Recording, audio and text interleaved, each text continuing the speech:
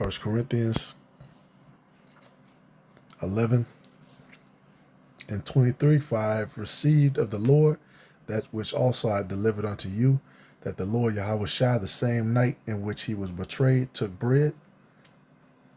And when he had given thanks, he brake it and said, Take, eat. This is my body, which is broken for you. This do in remembrance of me.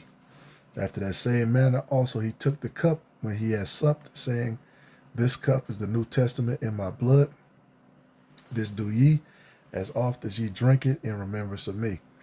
And it just so happens that a lot of churches, mostly all of them that I've seen, are actually celebrating the Passover, April 1st, sundown, all the way on, which is actually lines up with, the second week of the first month. So they're actually putting up a sacrifice on the day, which, they think that they don't have the truth anyway. But I'm just saying it just so happens to fall on the correct day for the Passover. All right. And it's very important for us to examine ourselves as I'm going to keep reading, because we don't want to eat unworthily and be marked for death. All right. And that's exactly what's about to happen. A lot of people are about to eat and drink, and they think that the Son of God of the scriptures is a so-called white man. They don't understand that the name of the Heavenly Father is Yahweh, the name of his Son is Yahweh Shai, and that he's returning, and all these things in prophecy, right, all the things in the Middle East right now and worldwide are happening so that the Lord's will can be done, and that the earth is going to receive new leadership. Right? The heathens are going to go down. Right, this is all happening for that final battle of Yahweh Shaphat, aka Jehoshaphat. It said, For as often as ye eat this bread and drink this cup, ye do show the Lord's death till he come. Wherefore, whosoever shall eat this bread and drink this cup of the Lord unworthy shall be guilty of the body and the blood of the Lord. But let a man examine himself, and so let him eat of that bread and drink of that cup. For he that eateth and drinketh unworthily, eateth and drinketh damnation to himself, not discerning the Lord's body. So you partake in the Lord's body, right, his blood in his body, which he's the that lamb, unbroken and unblemished, that perfect sacrifice. And you basically sign up for this New Testament, in which we receive mercy, in which we receive a grace period. But then at a certain point, that grace period is over and judgment pours out. And we want to be on the righteous side of that judgment.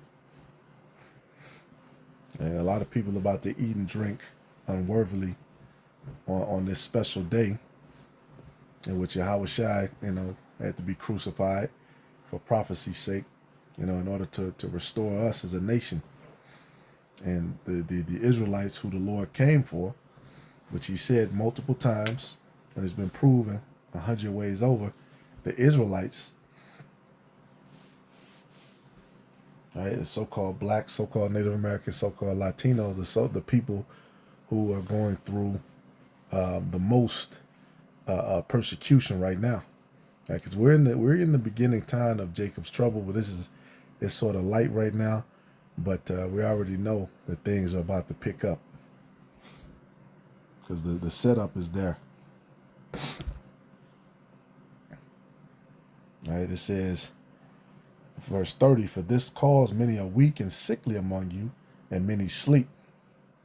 Many people have received judgment for eating and drinking unworthily.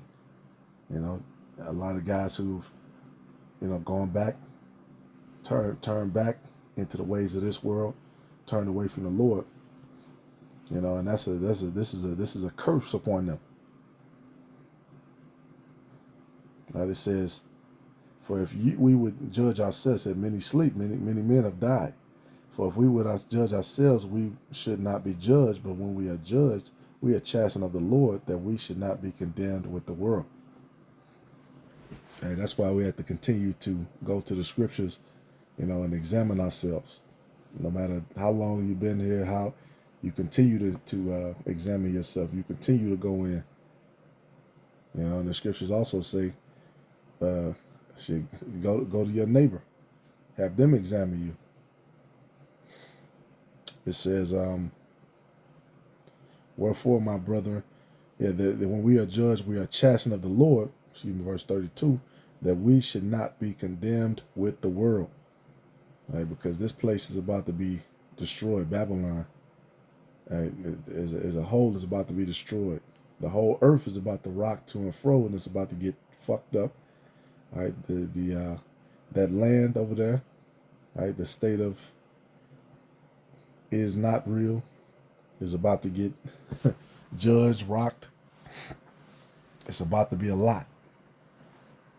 Right, wherever the Lord touches down, and it's gonna be a smell of smoke and burning. It's gonna be a lot of havoc and devastation. Right, we don't want to be caught up in that. It says, wherefore, my brethren, will ye come together to eat, tarry one for another? If any man hunger, let him eat at home, that ye come not together unto condemnation. That's why the Lord's, the apostles have always said it. The Passover is not a lamb dinner. If you're hungry, eat at home. This is ultimately, a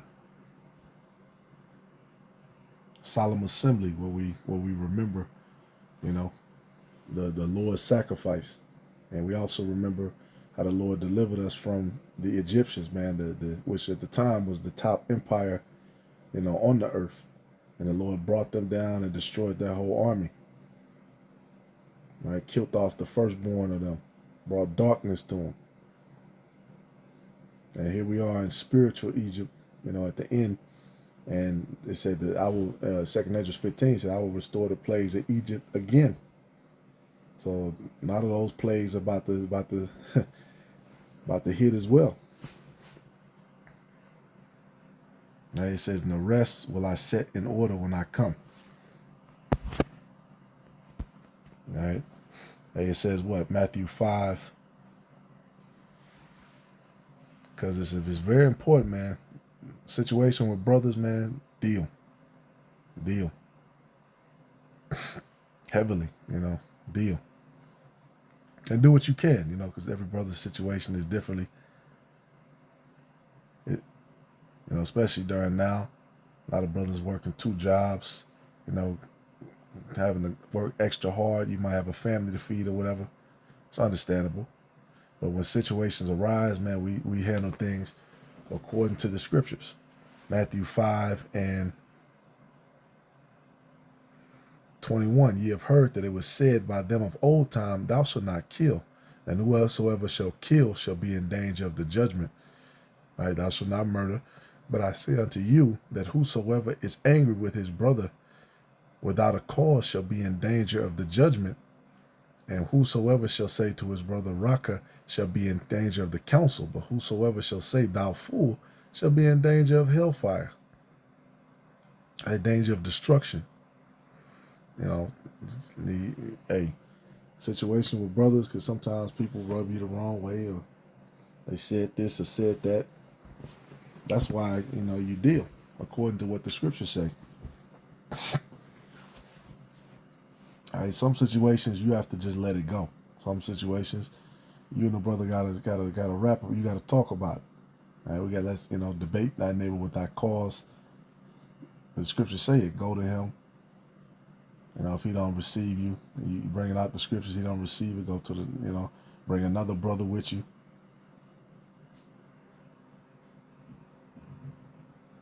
Right? Therefore, if thou bring thy gift to the altar, and therefore rememberest that thy brother hath aught against thee, leave there thy gift before the altar, and go thy way. First be reconciled to thy brother, and then come and offer thy gift. Agree with thy ear. Reconcile with your brother, and then come offer your gift. So as we go before the Lord and sacrifice, you know, reconcile with our brothers, dealing with situations, very important. Right? And that's one of the reasons why we know Esau's sacrifice is bullshit. Because it say they pursued their brother without cause. They pursued us with no mercy. They should, northern kingdom, they went into captivity first. Shit, they all the way on the other side of the earth. They came over here stirring up shit. Right? Then took us down over, in different parts of Africa and Europe. Then brought us over. Right? You perpetually pursued us. Scriptures say perpetual hatred. Never faded. Never, never came to terms with the fact that Esau sold his birthright for one morsel of meat, as the scriptures say. That's why Proverbs 21 and 27, the sacrifice of the wicked is abomination. How much more when he bringeth it with a wicked mind? These Edomites talk about Passover. You be hearing them talk about all this stuff. They just say some generic terms and we're Judaism, we do this. Yeah, y'all don't believe in the scriptures. Y'all don't believe in this book. You got your head covered when you pray. The scriptures say not to cover your head.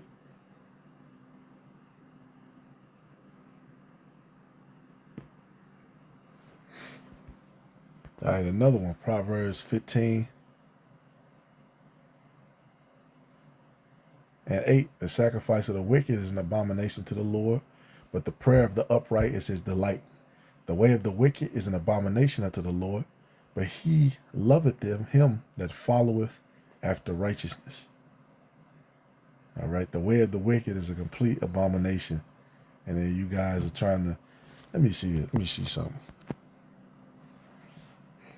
Yeah, it says, Israelis feel themselves trying to bring goats into a mosque.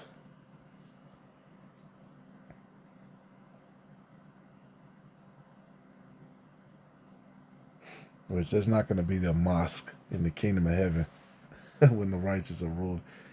Israeli police could be seen detaining the men as they tried to reach the compound. It said no man gonna teach his neighbor. Everybody gonna know in the kingdom of heaven. With the new covenant, was it a heart of flesh? For years, far right Israeli settler groups have made annual attempts to bring goats into some mosque. Such rules are prohibited under rules governing the site. The Jerusalem government warned of a dangerous escalate. Now ain't gonna be no damn mosque. It says the attempts are part of efforts to Judaize the holy site, because that's why they keep it up. It's holy. They say it's holy to the Muslims. The incident comes as Al-Aqsa has remained closed to Palestinian worship for over a month. Okay. So they consider it a holy site. Man, would have knocked that shit down so fast.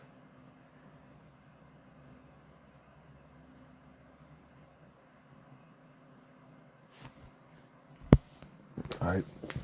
So this is all a wicked sacrifice. The Lord's not receiving this at all. And it's an example of what not to do, because he said, you have your father the devil, who was a murderer from the beginning. All right, it tells you Genesis 4, and I always wondered out there in the world, I was like, damn, the Lord didn't receive Cain's sacrifice. They try to show Cain as innocent, but they already knew, because the law was oral at this point. It just had to be written down. But they already knew. It was oral tradition, as was kept as this time. They already knew what they were supposed to sacrifice unto the Lord. Cain was just wicked, right? Matter of fact, Genesis 4:1. And Adam knew Eve his wife, and she conceived and bare Cain, and said, I have gotten a man from the Lord. And she again bare his brother Abel, and Abel was a keeper of sheep, and Cain was a tiller of ground. And there's that keeper of sheep component again, right? David, Yahushai, many men were keeper of sheep. And in process of time, it came to pass that Cain brought of the fruit of the ground an offering unto the Lord. And Abel, he also brought of the firstlings of his flock. So he brought the first fruits of his flock and of the fat thereof. And the Lord had respect unto Abel and to his offering. And unto Cain and to his offering he had not respect. And Cain was very wroth, and his countenance fell. And the Lord said unto Cain, why art thou wroth? And why is thy countenance fallen? Yeah, because he already knew. You mad? I didn't tell you to sacrifice that.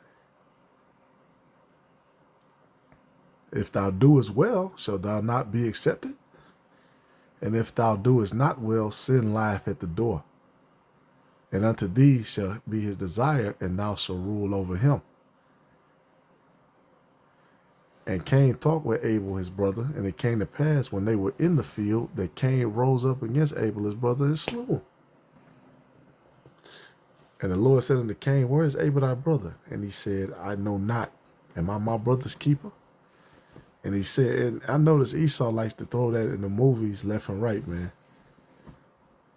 They like to throw that in there, but then they'll have Jake as Cain, which, hey, it makes sense, man. Jake is in a murderous. A lot of these Jakes are in a murderous state of mind. It makes perfect sense. My name is Cain. Cain. Yeah. And he said, what hast thou done? The voice of thy brother's blood crieth unto me from the ground. And now thou cursed from the earth, which hath opened her mouth to receive thy brother's blood from thy hand. When thou tillest the ground, it shall not henceforth yield unto thee her strength. A fugitive and a vagabond shall thou be in the earth. Exactly. And this is the same spirit that Esau had unto this day. Hey, basically, you find out judgment is a ring. Everything, goes full circle. That's really real, man. That's of the scriptures. Isaiah 3:10. Say ye to and Esau is a fugitive and a vagabond to this day. It said the piercing serpent, the crooked serpent. I believe what's that? Piercing. I believe that also means that word there also means fugitive. That's you. Isaiah 3:10. Say ye to the righteous that it should be well with him, for they shall eat the fruit of their doings. Woe unto the wicked, it shall be ill with him, for the reward of his hand shall be given him. Right? So all the bloodshed you guys have spilt, the blood of the saints crieth out. Right? Hey, even the Lord said, I will see those men who pierced me. Those Roman soldiers, right? Those Edomites. Your entire nation has been identified. And you guys are trying to play, oh no, these are the Edomites. We're not you're the Edomites. Right? And a lot of people are seeing it, which is why you guys want to shut down the airways. But the word has went forth. He said, I will accomplish what it's supposed to.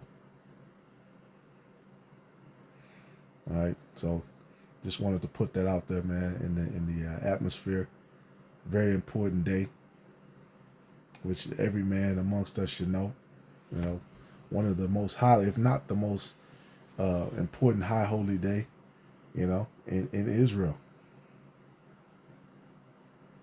All right, I've seen over the years, man, we've seen a lot of changes happen, a lot of shifts happen around the Passover.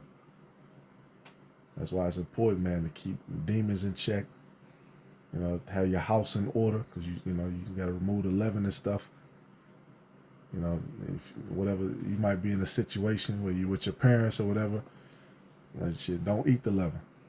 Right? Just but observe, in your own personal space, you remove that stuff, but you still have to, have a respect for your parents if you live with them.